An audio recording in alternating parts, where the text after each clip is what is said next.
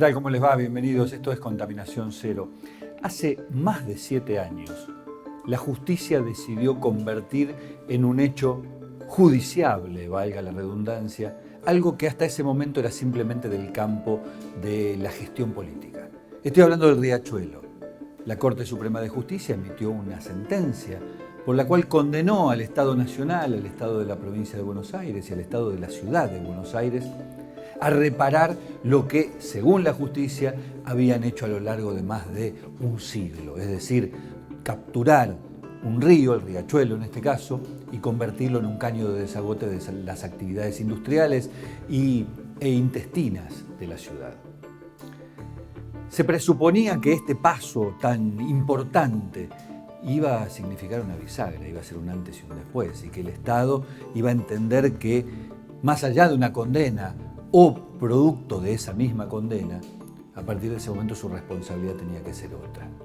Entre las cosas que la Corte ordenó, había algunas muy obvias, como liberar los costados del Riachuelo, las orillas, donde viven personas, donde hay habitantes de asentamientos que viven en condiciones literalmente infrahumanas. Producto, por supuesto, del contacto directo con uno de los ríos más contaminados del mundo. Se ordenó, insisto, retirar a esa gente, relocalizarla, darles un lugar digno. Sin embargo, entre los muchos incumplimientos que hay a 7 años de aquella sentencia de la Corte Suprema de Justicia, hay uno que es verdaderamente vergonzante. La ciudad de Buenos Aires no terminó de relocalizar, o prácticamente no cumplió con relocalizar a gran parte de los habitantes de las villas que están a orillas del Riachuelo, del lado de la ciudad de Buenos Aires. La justicia volvió a señalar esto y vamos a conversar con el defensor general de la ciudad, Horacio Corti, quien es uno de los que blande la idea de que la ciudad no parece estar preocupada por aquello que la Corte le ordenó en relación al Riachuelo. Véanlo.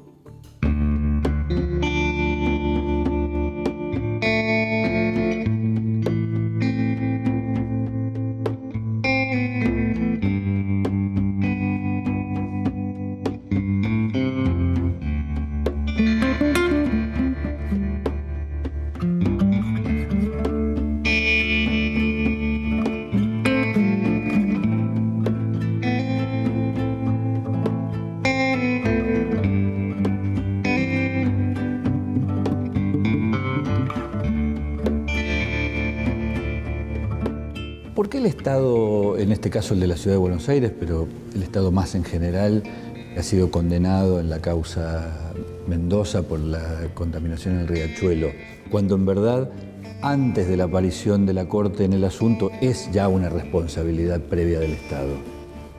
Sí, ahí hay que señalar varios aspectos y hacer un poco de historia también, ¿no?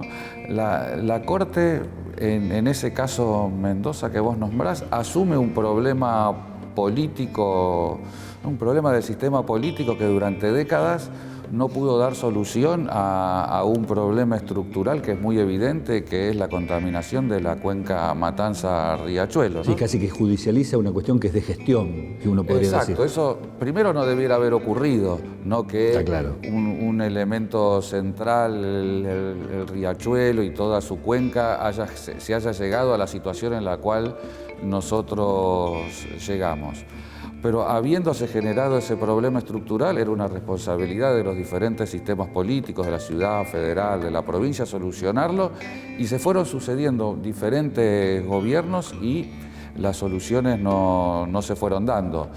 Y ahí realmente creo que hay que destacar la intervención de la Corte, que bien podría haber rechazado ese caso por diferentes cuestiones procesales o no, lo asumió, dio una respuesta. La respuesta es decir claramente lo que es obvio, y es que en esa zona hay una contaminación y hay riesgo ambiental. Ese fallo ya ha cumplido, ya tiene más de 7 años de vigencia. Claro, la Corte, para cumplir ese caso, una opción que tenía era reorganizarse ella para ejecutarla ella. utilizó un método heterodoxo, digamos así, en lo jurídico, que es nombrar un juez o 2 delegados para ejecutar la sentencia. Pero eso no, antes de que sigas, Sí. eso no contamina, para usar a propósito Sí. la palabra, la idea de la independencia de poderes, en el sentido de que no termina el Poder Judicial avasallando o haciendo No. tareas que le corresponden al Ejecutivo. No, y es un debate interesante porque estamos en un momento en el cual uno de nuestros debates actuales son las características de la justicia, los privilegios que tenemos en el ámbito del Poder Judicial y también algo que siempre es una temática de discusión con mayor intensidad, que es la relación entre los poderes, o entre el Legislativo y el Ejecutivo, pero también entre el Poder Judicial y los otros poderes.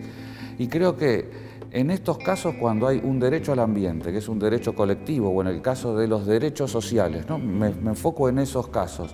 Cuando hay omisiones de las autoridades públicas que tienen que garantizar un derecho, se encuentra claramente justificada la intervención del Poder Judicial, porque lo que hay previamente hay la violación de derechos, en este caso derechos al ambiente, o como puede haber en la ciudad, violaciones al derecho a la vivienda o al derecho al acceso al agua potable, etcétera, o a los servicios públicos. Y entonces, en ese momento, la intervención del Poder Judicial es legítima. Lo que no debe hacer el Poder Judicial es cuando mayorías políticas en la ciudad, en las provincias o en la nación deciden un camino político, interferir en ese camino político desde su punto de vista contramayoritario. Porque eso creo que es a lo que irás, que es la judicialización de la política, ¿no? Cuando una mayoría toma una decisión, entonces en ese caso no pueden los jueces decir que interferir en esa decisión, salvo justamente, ahí los jueces tienen un enorme poder político, que es el control de constitucionalidad difuso, pero lo tienen que utilizar en ese caso con suma prudencia, es decir, antes de ponerse en el medio de una decisión mayoritaria, tienen que haber fuertísimas razones para decir que esa decisión es inconstitucional. La judicialización del tema Riachuelo no es un arma de doble filo en este sentido. Durante X tiempo el Estado se sintió, de algún modo, juzgado públicamente, juzgado judicialmente, pero además públicamente, por el incumplimiento de 200 años en la cuenca, y más o menos puso las cosas en orden. Pero a partir de determinado momento el propio Estado siente que, bueno, ¿y si no cumplo, qué me pasa? ¿Qué me hace la Corte? Entonces no es un arma de doble filo porque los niveles de incumplimiento son muy altos, fundamentalmente en los últimos años. Cuando ahí sucede otra cuestión, cuando el Poder Judicial asume una tarea que omitió hacer el sistema político y avanza por ese camino en el derecho al ambiente, pero también en los derechos sociales, que es interesante, y hago un paréntesis, que tienen que ver derechos con las mayorías justamente, ¿no? No son grupos minoritarios que buscaron el Poder Judicial para interferir las mayorías, sino son derechos de las mayorías que son conculcados, Entonces, digamos. Cuando el Poder Judicial hace ese camino, asume una responsabilidad, que es la responsabilidad de lograr ejecutar aquella decisión que toma, y porque ahí se juega algo que es muy interesante y que uno no ve, y uno lo ve en las poblaciones que están afectadas por esta situación, y es la legitimación política del propio Poder Judicial, porque ya ahora no es un intendente que no cumplió una promesa, no es el sistema político de un candidato, dijo que iba a hacer algo y no se hace, sino que finalmente ahora, por más que pueda haber incumplimientos, y lo hay, de los poderes públicos y sucede en la ciudad, la responsabilidad última es del Poder Judicial, porque es un Poder Judicial que no logra que el Estado cumpla aquello para lo cual fue por más que sancionado. todas las personas tienen en claro que hay una administración que no está haciendo lo que tiene que hacer, también tienen muy en claro que hay un Poder Judicial que es el que tiene que poner las cosas en su lugar, y se juega la legitimación política de ese Poder Judicial. Por eso es muy importante también algo que yo creo que se está viendo en el camino, que es una cuestión de diseño institucional, porque mirá lo que sucede. Nosotros en el Ministerio Público de la Defensa somos abogados de todos los vecinos de la ciudad que están afectados o involucrados en este caso. Pero su resolución en lo fundamental lo tiene un juez de Morón, uno puede decir, bueno, Jueces Morón es relativamente cerca, pero en realidad en lo que es la complejidad del transporte, la vida diaria del trabajo de las personas que trabajan, por ejemplo, en la 21-24, ir a Morón es ir a otro lugar, ir a un juez que es de otra jurisdicción, por más que sea un juez federal, es un juez federal que está en la provincia de Buenos Aires, que es muy diferente a que hubiera un juez que tenga muchísima más inmediación con el lugar. En el caso particular de esta posición que vos tenés, Sí. particularmente de ser el defensor o el abogado de los habitantes de la ciudad particularmente, ya como Poder Ejecutivo, Sí. ha incumplido una parte importante de la sentencia en lo que tiene que ver con el traslado de las poblaciones que están en el Camino Sirga, particularmente la Villa 26 y la 21-24. Sí. ¿En qué se puede justificar esa mora?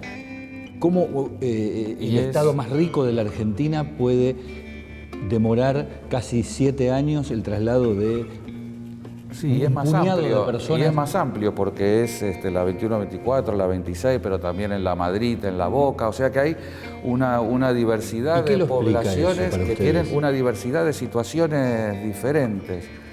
Yo creo que ahí hay algo un poco que va más allá de este caso Mendoza, y es que en el ámbito de la ciudad la política habitacional no es una prioridad. No es una prioridad gubernamental. Entonces uno lo ve en el cumplimiento del caso Mendoza, como uno lo ve en otra diversidad de situaciones que hay en la ciudad. Pero eso hace paradójica la participación de la Corte, entonces, porque si el gobierno, en este caso el gobierno de la ciudad, no tiene como prioridad fundamental la política habitacional y eso la lleva a incumplir una sentencia de la Corte, quiere decir que por encima de la sentencia de la Corte está la ideología de quien gobierna. Más que incumplir, yo diría, es un cumplimiento parcial. Es exiguo, pero hay una parte de cumplimiento. Creo que de las familias que viven en el Camino de Sirga se habrán trasladado menos del 20%, pero ahí eso es un incumplimiento. Ahí sucede algo que es complejo porque el problema se va agravando. Porque por un lado, las personas siguen viviendo en un lugar donde ya reconocimos que hay riesgo ambiental. Entonces ahí hay niños, niñas, adolescentes, familias que viven en un lugar donde ya la justicia dijo que ahí no se puede vivir. Pero también hay una cuestión de crecimiento, porque la vida humana continúa, la vida urbana continúa, y en esos lugares hay un crecimiento poblacional. Nosotros decimos ese 20% de acuerdo a una encuesta realizada hace varios años. Exacto. Pero eso es una foto antigua. Eso es una foto antigua.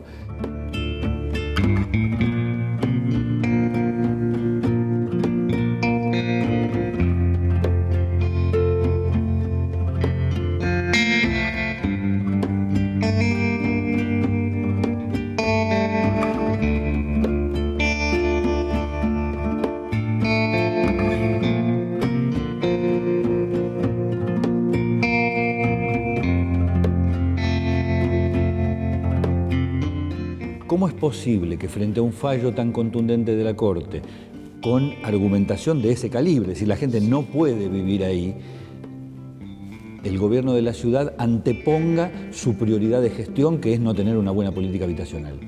Sí, es algo que no debiera ocurrir, y nuestra función como Ministerio Público en ese punto es asistir cotidianamente a los vecinos en ser escuchados, ser reconocidos como tales, ser escuchados por la justicia, porque también sucede que ahí tenemos enormes discusiones judiciales porque no son considerados técnicamente como partes. Entonces puede haber una audiencia en el Poder Judicial y esto es también responsabilidad judicial. Puede estar presente el gobierno de la ciudad, el ACUMAR, el IBC y demás, pero no están los propios vecinos que tienen que ser trasladados. Entonces tiene muchísimas aristas la cuestión. ¿Esta situación cristaliza de algún modo la idea, para ustedes, desde el Ministerio Público, de que hay ciudadanos de primera y ciudadanos de segunda en la ciudad? Y lo que existe en la ciudad, vos señalaste un aspecto que es una ciudad riquísima. Es muy rica y uno lo ve caminando por la ciudad, pero a su vez es uno de los lugares más desiguales del país. Uno lo ve en las provincias, pero claro, en las provincias hay una cuestión geográfica de otro tipo. Nosotros vemos esa desigualdad concentrado en, creo que son 220 metros cuadrados, que es nuestra ciudad. Y es una desigualdad estructural que viene derivada de una sociedad de la exclusión que se fue generando en la Argentina desde el año 76 con la dictadura cívico-militar hasta hoy.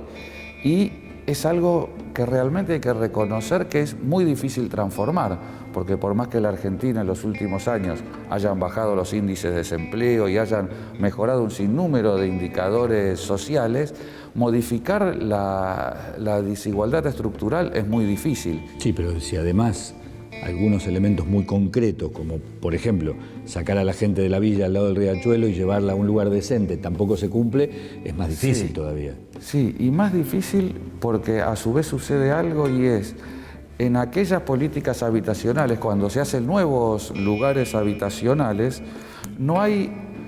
hay dos problemas. Primero, no hay una visión, yo les diría, social y englobadora de todos los derechos y comunitaria de lo que significa un cambio de lugar. Porque simplemente se le hace una casa y se dice nosotros decimos, las personas no son cosas, uno no puede agarrar a una persona de un lugar y pasarla a otro lugar, porque en la Villa 21-24 o los lugares donde se vive, las personas viven en condiciones indignas, pero desarrollan un sinnúmero de instituciones para tratar de vivir dignamente.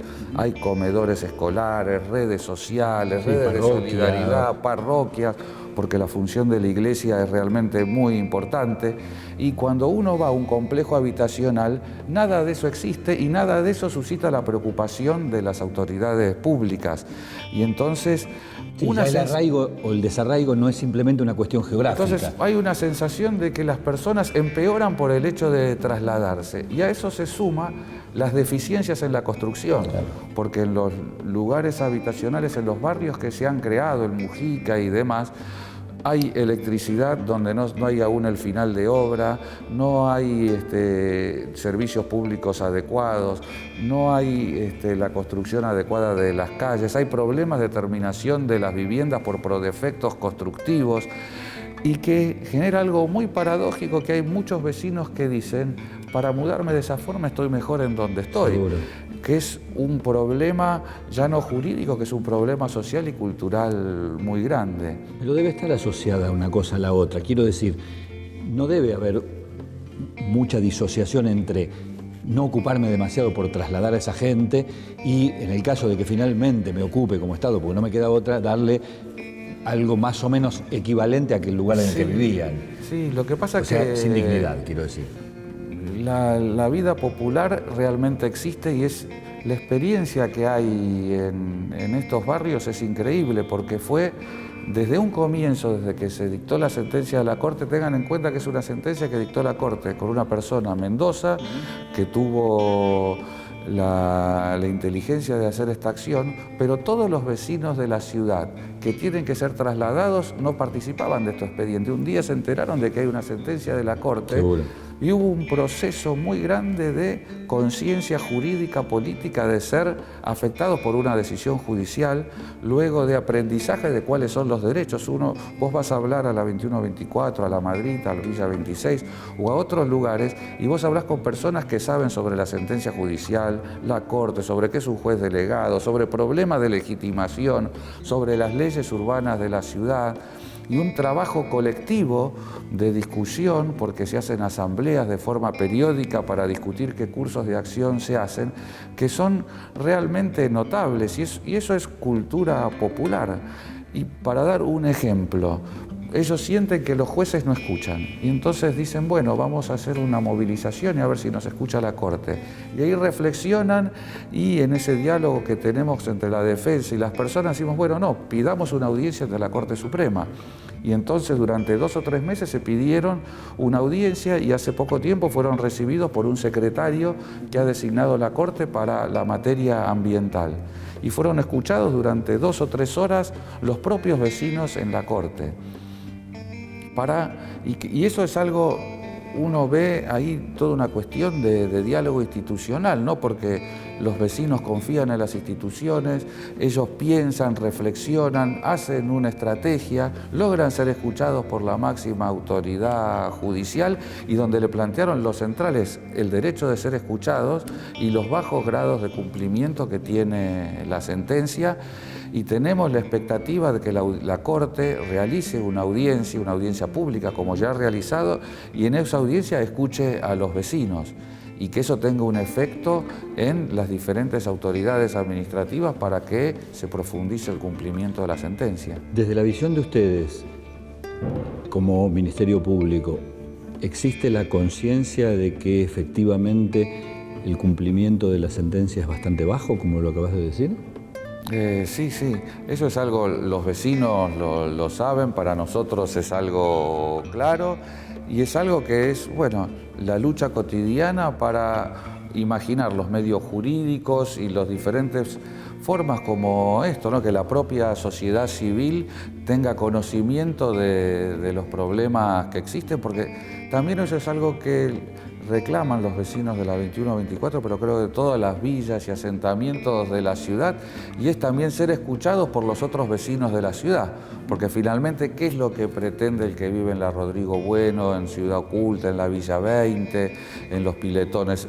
Quiere estar integrado a la vida de la ciudad. Eso es un término que utilizan los curas que trabajan en estos lugares, que es no solo la urbanización, ¿no? Porque ya estamos en la ciudad, estamos urbanizados. Lo que queremos es ser integrados y ser vecinos como cualquier otro, que el vecino de la Villa 20 sea un vecino de la ciudad, igual que el que vive en Villa del Parque, en Villa Devoto o en Palermo. Aquello que hablábamos antes de los ciudadanos de primera y de segunda. Exactamente. Muchísimas gracias. No, al contrario, gracias a ustedes.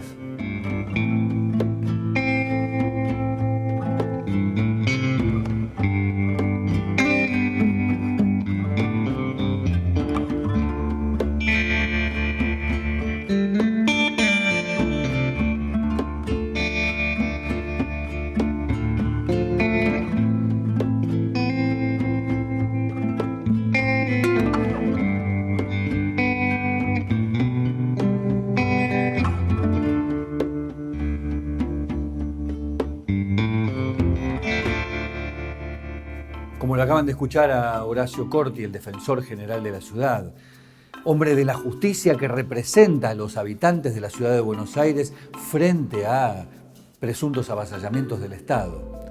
Hay algo del incumplimiento de la ciudad en relación al traslado de los habitantes de las orillas del Riachuelo que verdaderamente es frustrante, porque puede convertir en un episodio más o en una letra muerta aquello que fue una de las sentencias históricas de la justicia en la Argentina, al señalarle al Estado su responsabilidad en la contaminación de uno de los ríos más destruidos del planeta. Mucha gente vive alrededor del Riachuelo, algunos a sus orillas padeciendo más que los otros, pero todos, en definitiva, los habitantes de la cuenca Matanza-Riachuelo son víctimas. Eso lo dijo la justicia. Nos vemos la semana que viene. Muchísimas gracias por haber estado ahí.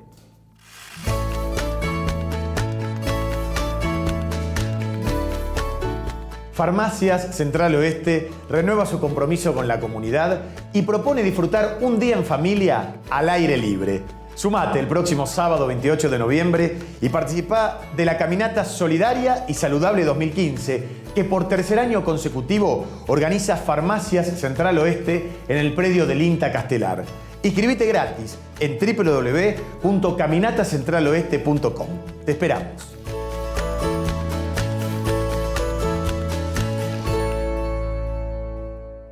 En la ciudad de La Plata funciona el programa Bolsa Verde. Gracias a la participación de todos los platenses a través de la separación de residuos, cada día recolectamos 150 toneladas de materiales reciclables. En una ciudad verde vivimos mejor. La Plata, compartamos la ciudad. Grupo Petersen, desde 1920, construyendo el país. Ya sabes que cuando lleguen tus amigos van a comer pizzas. Lo que no sabes es qué vas a hacer con las cajas que te van a quedar, ¿no? La caja de pizza es reciclable. Solo tenés que sacarle la parte sucia. Para más información, entra en buenosaires.gov.ar/Ciudad Verde. Buenos Aires Ciudad. En todo estás vos.